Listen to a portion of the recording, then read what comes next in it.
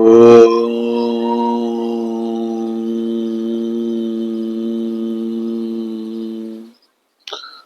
सभी भक्तजनों का बहुत बहुत स्वागत है। परमपिता परमेश्वर की कृपा आप पर सदैव बनी रहे। आइए शुरू करते हैं शिव पुराण के रुद्र संहिता की इस कथा से ऋषि मुनि हमें क्या संदेश देना चाहते हैं।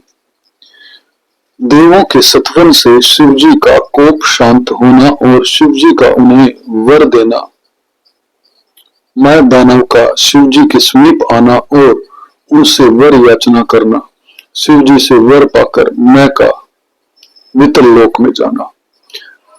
व्यास जी ने पूछा, महाबुद्धिमान संत कुमार जी, आप तो ब्रह्मा जी के पुत्र हैं और शिव भक्तों में सर्वश्रेष्ठ हैं, अतः आप धन्य हैं। अब यह बतलाइए कि त्रिपुर के दग्ध हो जाने पर संपूर्ण देवताओं ने क्या किया, मैं कहां गया और उन त्रिपुराध्यक्षों की क्या गति हुई। यदि यह वृत्तांत शंभु की कथा से संबंध रखने वाला हो तो वह सब विस्तार पूर्वक से मुझसे वर्णन कीजिए।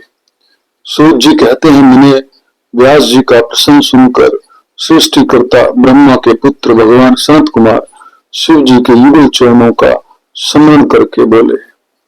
सनत कुमार जी ने कहा, महाबुद्धिमान व्यास जी, जब महेश्वर ने दैत्यों से खचाखच भरे हुए संपूर्ण त्रिपुर को भस्म कर दिया, तब सभी देवताओं को महान आश्चर्य हुआ और उस समय शंकर जी के महान भयंकर रौद्र रूप को, जो करोड़ों सूर्यों के समान प्रकाशमान और प्रलयकालीन अग्नि की भांति तेजस्वी था, जिसके तेज से दसों दिशाएं प्रज्वलित सी दिख रही थी, देखकर साथ ही हिमाचल पुत्री पार्वती देवी की ओर दृष्टिपात करके संपूर्ण देवता भयभीत हो गए।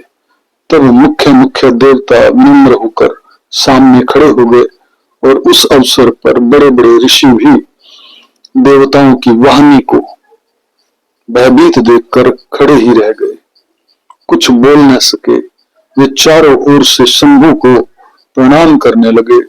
तत्पश्चात ब्रह्मा भी शिव जी के उस रूप को देखकर भयग्रस्त हो गए।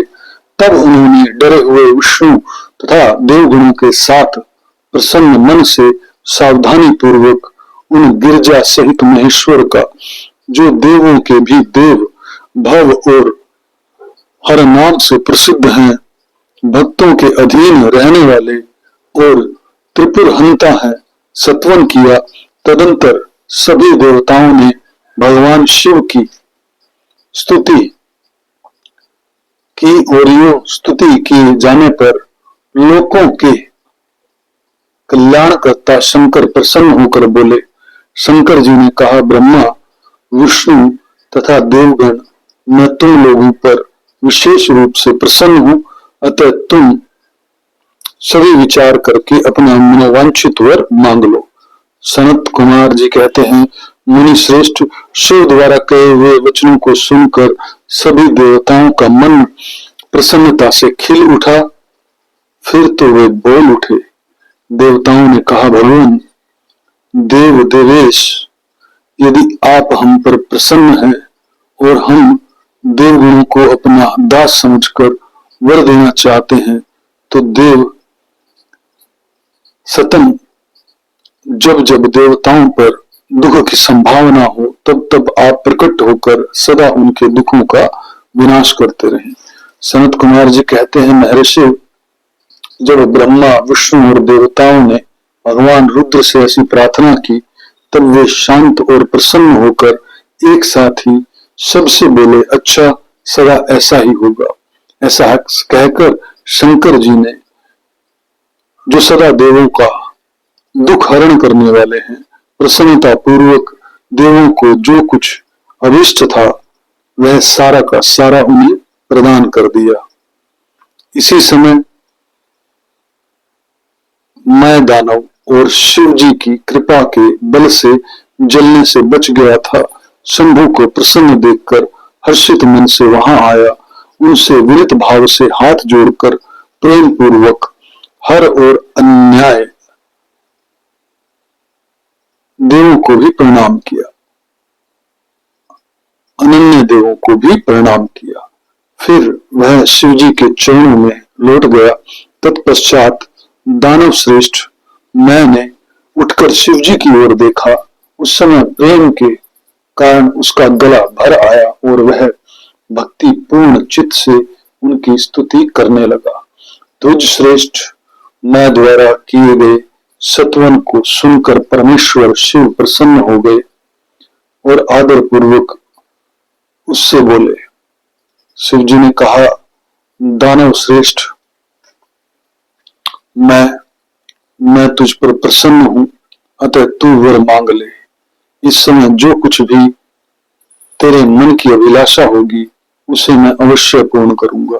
सनत कुमार कहते हैं, मुने शंभू के इस मंगलमय वचन को सुनकर दानव श्रेष्ठ मैंने अंजलि बांधकर विनम्र हो उन प्रभु के चरणों में नमस्कार करके कहा। मैं बोला, देवाधिदेव महादेव, यदि आप मुझ पर प्रसन्न हैं और मुझे वर पाने का अधिकारी समझते हैं तो अपनी शाश्वती भक्ति प्रदान कीजिए। परमेश्वर, मैं सदा अपने भक्तों से मित्रता रखूं, दिनों पर सदा मेरा दया भाव बना रहे और अन्याय दुष्ट प्राणियों की मैं उपेक्षा करता रहूं। महेश्वर, कभी भी मुझ में आसुर भाव का उदय न हो। नाथ, निरंतर आपके शुभ भजन में तल्लीन रहकर निर्भय बना रहूं। सनत कुमार कहते हैं, व्यास जी शंकर तो सबके स्वामी और भक्तवत्सल है। मैंने जब इस प्रकार उन परमेश्वर की प्रार्थना की तब वे प्रसन्न होकर मैं से बोले। महेश्वर ने कहा, दानव सतम, तू मेरा भक्त है, तुझ में कोई भी विकार नहीं है, अतः तू धन्य है। अब मैं तेरा जो कुछ भी अभिष्ट वर है वह सारा का सारा तुझे प्रदान करता हूं। अब तू मेरी आज्ञा से अपने परिवार सहित वितल लोक को चला जा, वह स्वर्ग से भी रमणीय है। तू वहां प्रसन्न चित्त से मेरा भजन करते हुए निर्भय होकर निवास कर। मेरी आज्ञा से कभी भी तुझ में असुर भाव का प्रकट्य नहीं होगा। सनत कुमार कहते हैं, मुने,